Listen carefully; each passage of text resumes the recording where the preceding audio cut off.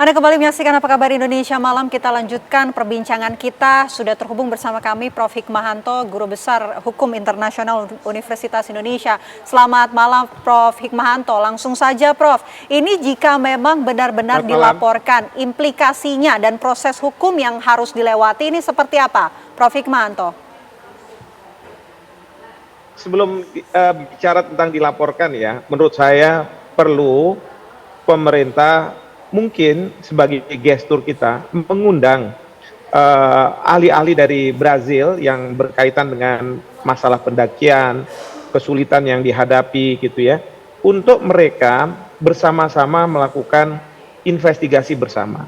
Karena begini, kalau netizen yang bicara, netizen dari Brazil, lalu kemudian mereka-mereka yang hanya melihat tidak secara utuh kejadiannya seperti apa, itu memunculkan banyak interpretasi. Karena biasanya mereka-mereka yang tidak mengalami misalnya rescue terhadap Juliana, itu kan mereka bukan yang ada di lapangan. Jadi mereka ini yang kita sebut sebagai melakukan tindakan yang post factum, setelah kejadian. Kalau setelah kejadian, mohon maaf, seperti komentator bola, pasti kalau komentator bola itu pasti benarnya gitu ya. Dan ketika komentator bola itu disuruh bermain tapi tidak bisa kan gitu. Nah, oleh karena itu saya kalau boleh mengusulkan, kalau memang ini menjadi tanda tanya bagi publik di Brazil untuk menyudahi permasalahan ini, maka pemerintah bisa saja mengundang katakanlah pakar dari Brazil atau juga pakar-pakar dari berbagai negara untuk yang tahu mengenai masalah pendakian gunung dan lain sebagainya, untuk coba datang dijelaskan situasinya seperti apa, ya kan? Karena saya juga monitor, ada yang mengatakan bahwa ini kelalaian bukan pada waktu rescue-nya, tetapi pada waktu awal pemandu itu seolah-olah membiarkan Juliana. Seharusnya kalau dia bertindak lebih cepat, katanya bisa menyelamatkan nyawanya dan lain sebagainya. Tapi masih mungkin banyak juga hal-hal yang lain. Jadi dengan adanya tim bersama itu, kita bisa bisa secara transparan menjelaskan ini kondisinya.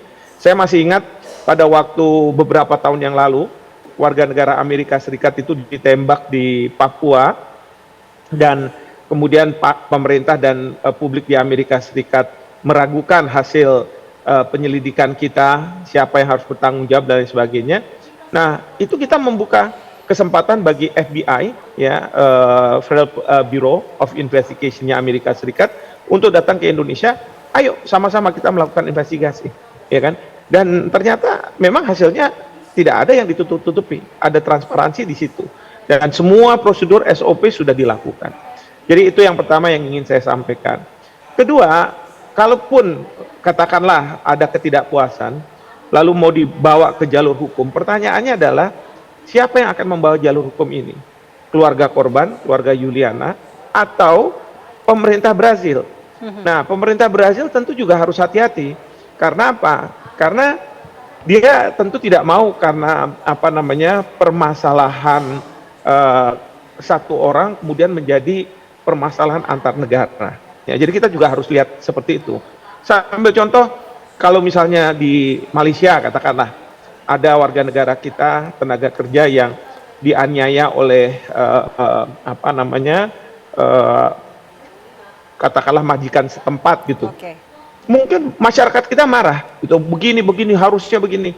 Tapi kan belum tentu kemudian pemerintah kita menjadikan isu ini isu antar negara, ya, bahwa kemudian ada pendampingan oleh pemerintah kita terhadap warga negara kita yang dianiaya, boleh-boleh aja, tidak ada masalah seperti itu. Tapi tidak sampai kemudian antar negara memasalahkan ini ke mahkamah misalnya internasional. Belum lagi pertanyaan kita, lembaga mana yang mau ditempuh?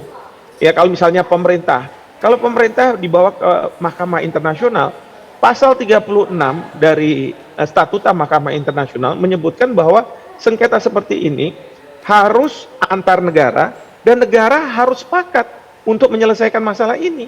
Nah, kalau misalnya kita Indonesia tidak mau menyelesaikan ini di Mahkamah Internasional, ya tidak akan terjadi, ya. Dan yang kedua adalah apakah ini harus sampai ke mana lembaga arbitrase internasional antar negara, misalnya ya PCA, Permanent Court of Arbitration, lagi-lagi harus ada kesepakatan antar negara. Kecuali kalau misalnya dari keluarga korban dia ingin menggugat, misalnya menggugat siapa? Apakah mereka-mereka yang dianggap bertanggung jawab, ya, atau pemerintah Indonesia? Tapi gugatan itu bukan gugatan negara Brazil, tapi keluarga korban yang menggugat, ya. Nah, tapi harus diingat bahwa mereka juga ada beban pembuktian. Kalau misalnya seperti ada pesawat Boeing yang jatuh gitu ya, prinsipnya penumpang dikasih asuransi. Tapi kalau mereka mau minta lebih dari itu, boleh, silahkan digugat di forumnya, di misalnya pengadilan nasional, apakah mau di Brazil boleh, di Indonesia boleh, begitu ya. Yang penting mereka punya kompetensi, punya yurisdiksi, dan yang kedua mereka harus membuktikan, karena kalau misalnya mereka yang mendalilkan itu harus bisa membuktikan bahwa memang ini adalah kesalahan dari pihak-pihak tertentu, ya. Oke, seperti itu. Baik, Prof. Demikian. Baik, saya mau ke Pak Umbu kalau begitu. Ya. Pak Umbu, ini kalau kata Prof. Hikmahanto, solusi yang bisa dilakukan ini adalah untuk mengundang ahli Brazil atau ahli dari negara-negara lain. Tapi sebetulnya ada nggak sih yang bisa dilakukan oleh pemerintah ataupun masyarakat Indonesia sebelum menunggu proses yang begitu panjang yang disebutkan oleh Prof. Hikmahanto? Saya setuju dengan Pak Prof tadi mengatakan, jadi ya saya sudah katakan tadi bahwa ada ruang-ruang diskusi yang bisa dibangun. Ya, sebelum tahap selanjutnya.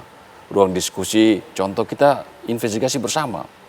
Ini kesempatan kita juga pemerintah dan kepolisian atau tim SAR melakukan olah TKM, terus menyusun kronologis perkara, kronologis kasus ya, atau ke bencana ini, atau tewasnya siapa?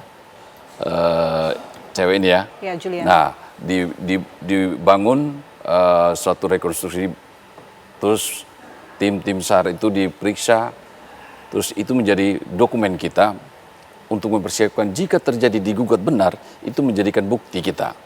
Seperti Prof katakan tadi bahwa siapa yang menggugat dia harus mendalilkan apa yang harus selayaknya dilakukan jika terjadi kecelakaan. Kita lihat fakta di lapangan, di TV tadi kita lihat betapa sulitnya kondisi alam tersebut. Tim SAR sampai berapa hari, 3-4 hari, menggunakan helikopter, menggunakan tenaga manusia, alat dan sebagainya. Itu bukti nyata bahwa keseriusan tim SAR untuk menyelamatkan korban. Tapi kalau itu pun dinilai kurang, ya silakan buktikan. Silakan buktikan lewat pengadilan misalnya. Begitu. Oke. Baik, saya mau ke Pak Hafid kalau begitu. Pak Hafid, antisipasi yang akan disiapkan oleh tim SAR begitu. Mungkin ada solusi-solusi yang akan dilakukan. Salah satunya akan melakukan investigasi melibatkan ahli-ahli dari negara Brazil ataupun ini. Apa yang sudah disiapkan antisipasinya? Antisipasinya nanti kita akan mengajak dia turun, saya yang bikin sistem di atas biar tahu kayak gimana di bawah dan cuacanya kayak gimana. Begitu. Oke, baik. Karena cuaca nggak bisa ditawar di sana. Kalau udah kabut sudah 5 meter, kita pun diam, nggak berani gerak.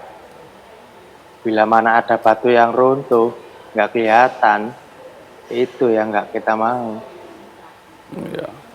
Baik, Prof. Hikmahanto, antisipasi Prof agar kedepannya hal ini tidak terjadi, apa yang harus dilakukan oleh Gunung Rinjani ini, tim ataupun Gunung Rinjani ini?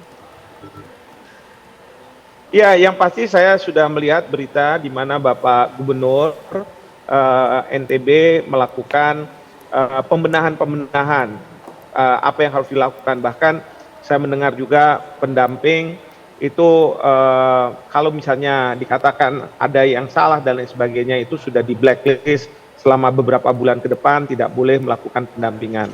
Lalu yang kedua, memang dari sisi SAR, kalau misalnya kejadian seperti ini terjadi, apakah berbagai peralatan itu sudah memadai? Karena kita tahu bahwa Gunung Rinjani ini sudah menjadi objek wisata bagi banyak warga negara mancanegara, ya. Nah, ini artinya apa? Kita juga harus sudah siap. Kita nggak boleh cuman sekedarnya saja. Walaupun mungkin kita beli peralatan mahal belum tentu digunakan, tapi nggak apa-apa. Menurut saya memang harus dilakukan seperti itu. Karena Oke. apa? Nah, ini Menteri Pariwisata harus memikirkan bahwa pariwisata itu bukan cuman di mall atau mungkin di pantai dan lain sebagainya, tapi banyak warga negara asing mau pergi ke wilayah-wilayah yang memang menantang.